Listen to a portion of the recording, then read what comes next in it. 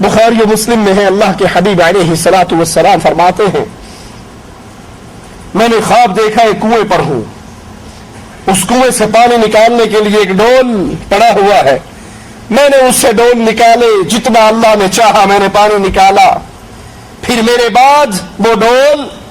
ابو بکر رضی اللہ عنہ وارضاہ نے پکڑ لیا اور انہوں نے بھی ایک یا دو اس میں سے نکالے، اللہ ابو بکر کی کمزوری کو معاف کرے، پھر وہ ڈول بڑا ہو گیا اور پھر اس کو حضرت عمر ابن خطاب نے پکڑ لیا۔ اللہ کے نبی علیہ الصلوۃ والسلام فرماتے ہیں میں نے ایسا عجیب شخص کوئی نہیں دیکھا جس نے عمر کی طرح اتنی تیزی سے اور اتنے زیادہ پانی کو اس کنویں میں سے نکالا کہ ہم سب سیراب ہو گئے، باقی سب سیراب ہو گئے۔ عمر ابن خطاب رضی اللہ عنہ وارضاہ کے دور میں اسلام کفار کے محلات میں پہنچا، ان کے بادشاہ اس شخصیت سے اتنا ڈرتے تھے، ان کے ہاتھ میں جام شراب کے، اور اگر ان کے پردہ سماج سے عمر کا نام ٹکرا جاتا تھا تو ہاتھ کانپ جاتے تھے، شرابیں گر جایا کرتے تھے کہ کفار مجبور ہو گئے یہ کہنے پر کہ مسلمانوں کے پاس ایک عمر تھا، اگر مسلمانوں کے پاس اس جیسا ایک اور ہوتا پوری دھرتی پہ لا الہ الا اللہ کی حکومت قائم ہو جاتی، پوری دھرتی پہ اسلام کو نافذ کر دیا جاتا اگر مسلمانوں کے پاس ایک عمر اور ہوتا۔ اسی لیے ابو بکر رضی اللہ عنہ وارضاہ فرمایا کرتے تھے اس دھرتی پر، اس زمین پر عمر سے بڑھ کر مجھے کوئی محبوب نہیں ہے، اس دھرتی پر مجھے جتنی محبت عمر ابن خطاب سے ہے اتنی کسی سے نہیں ہے۔ اسی لیے وفات سے پہلے خلافت کا بوجھ اپنے بیٹوں کو نہیں دیا، اپنے رشتہ داروں کو نہیں دیا، عمر ابن خطاب کے حوالے کیا۔ اور جب کسی نے کہا کس کے حوالے امت کو کر کے جا رہے ہو، یہ تو بڑا شدید ہے، یہ بڑا سخت ہے، کہا جب خلافت کا بوجھ بڑھے گا تو نرم ہو جائے گا۔ اور اگر مجھ سے اللہ نے پوچھا اپنے نبی کی امت کو کس کو دے کر آئے ہو، اس کی باغ دوڑ کس کے ہاتھ میں چھوڑ کر آئے ہو، میں کہوں گا اے اللہ تیرے نبی کے ساتھیوں میں سب سے افضل کے حوالے کر آیا ہوں۔ حضرت علی رضی اللہ عنہ وارضاہ فرماتے ہیں جب تم نیک لوگوں کا ذکر کرو، جب تم صالحین کا ذکر کرو تو عمر کو نہ بھولو۔ عبداللہ ابن مسعود رضی اللہ عنہ وارضاہ فرماتے ہیں اگر دنیا کا علم، اور کیجئے ابن مسعود کے جملوں پر، کون ابن مسعود جس کی اپنی شان کی یہ کیفیت ہے، ایک دن مسواک توڑنے کے لیے درخت پہ چڑھتے ہیں اور ابن مسعود رضی اللہ عنہ وارضاہ قد بھی چھوٹا، جسم بھی کمزور، ٹانگیں بھی پتلی پتلی، درخت کی ٹہنی پہ کھڑے ہیں، تیز ہوا کا جھونکا آتا ہے، ابن مسعود اسی پہ لہرا جاتے ہیں، لڑکھڑا جاتے ہیں، نیچے کھڑے ہوئے صحابہ ان کی پتلی پتلی ٹانگوں کو دیکھ کر ہنسنے لگ جاتے ہیں۔ اللہ کے حبیب علیہ الصلوۃ والسلام پوچھتے ہیں کیوں ہنس رہے ہو؟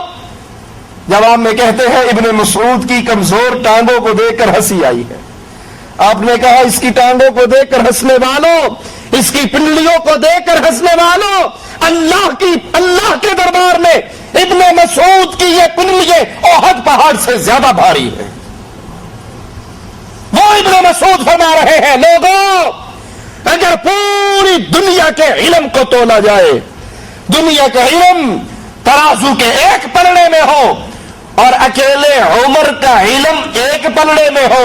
تو عمر کا پلڑا پوری دنیا سے بھاری رہے گا رضی اللہ عنہ وارضاہ۔ حذیفہ بن یمان رضی اللہ عنہ وارضاہ فرمایا کرتے تھے کہ دنیا بھر کا علم عمر کی گود میں پڑا ہوا تھا۔ سیدنا علی رضی اللہ عنہ وارضاہ کا فرمان ہے کہ عمر پختگی رائے، دانشمندی، علم اور دلیری سے پر تھے، علم کے اندر بھی، رائے کے اندر بھی، دانشمندی کے اندر بھی، شجاعت کے اندر بھی عمر سب سے پر بھاری تھے۔ سیدنا علی فرماتے ہیں رسول اللہ صلی اللہ علیہ وسلم کے بعد سب سے بہتر ابو بکر و عمر ہے. وخلیفته بلا فصل کی آواز لگانے والوں، یہ علی کا فرمان ہے. یہ کہنے والوں کہ ابو بکر و عمر نعوذ باللہ علی کے دشمن تھے، علی کی خلافت کو چھینا تھا،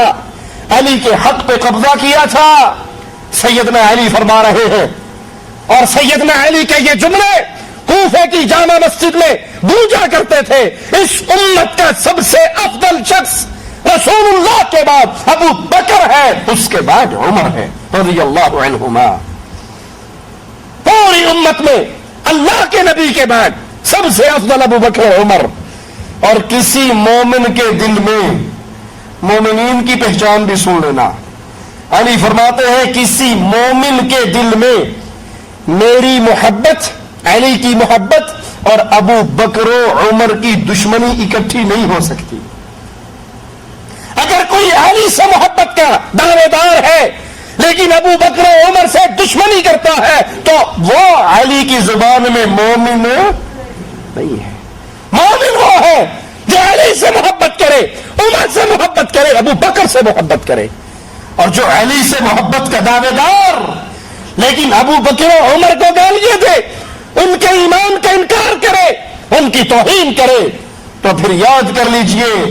قول علی کے مطابق یہ بندہ مومن، وہ مومن ہونے کا 1000 دفعہ نعرہ لگاتا رہے، مومن وہ ہے جو علی سے بھی محبت کرتا ہے، عمر سے بھی محبت کرتا ہے، ابو بکر سے بھی محبت کرتا ہے. سیدنا معاویہ رضی اللہ عنہ وارضہ فرماتے ہیں ابو بکر نے نہ دنیا کو چاہا اور نہ دنیا کو ان کی خواہش ہوئی. عمر کی طلب، عمر نے دنیا کی طلب نہیں کی لیکن دنیا عمر کے پیچھے آئی اور عمر نے دنیا کی طرف کبھی نہیں جھانکا. اس کی فقیری کا کیا کہنا، بیماری کی وجہ سے شہد کے استعمال کی ضرورت، مسلمانوں کے سامنے کھڑے ہوتے ہیں اور کہتے ہیں تمہارے خلیفہ کو شہد استعمال کرنے کے لیے اطباء نے کہا ہے لیکن میرے گھر میں تو شہد نہیں ہے، بیت المال میں ہے. اے مسلمانوں اگر تم اجازت دو تو میں بیت المال سے شہد لے کر اپنی بیماری میں استعمال کر لوں. یہ دعویٰ کرنے والوں کہ عمر نے خلافت کو چھینا، عمر نے خلافت پہ قبضہ کیا، عمر نے خلافت کو ناجائز ہتھیایا، کس لیے؟ کیا بنایا اس نے؟ اپنے لیے کیا اکٹھا کیا؟ وہ تو ایک شہد کے استعمال کرنے پر بھی رسول کے صحابہ سے پہلے اجازت لیتے ہیں. آپ اجازت دو گے میں استعمال کر لوں گا کیونکہ وہ میرا نہیں ہے، بیت المال کا ہے. سفیان ثوری رحمہ اللہ فرماتے ہیں جس نے یہ گمان کیا کہ علی ابو بکر عمر سے زیادہ خلافت کے حقدار تھے، جس نے یہ گمان کیا کہ حضرت علی ابو بکر عمر سے خلافت کے زیادہ حقدار تھے تو اس نے ابو بکر عمر اور مہاجرین و انصار سب کو خطا بار قرار دیا، سب کو غلط قرار دیا. کیونکہ اگر علی خلافت کے زیادہ حقدار ہوتے تو مسلمان حضرت علی کی موجودگی میں ابو بکر کے ہاتھ میں بیعت نہ کرتے، علی کی موجودگی میں عمر کے ہاتھ پہ بیعت نہ کرتے، علی کی موجودگی میں عثمان کے ہاتھ پہ بیعت، اور خود علی بھی ابو بکر عمر عثمان کے ہاتھوں پر بیعت نہ کرتے. ایک دفعہ تو شیر خدا کو چاہیے تھا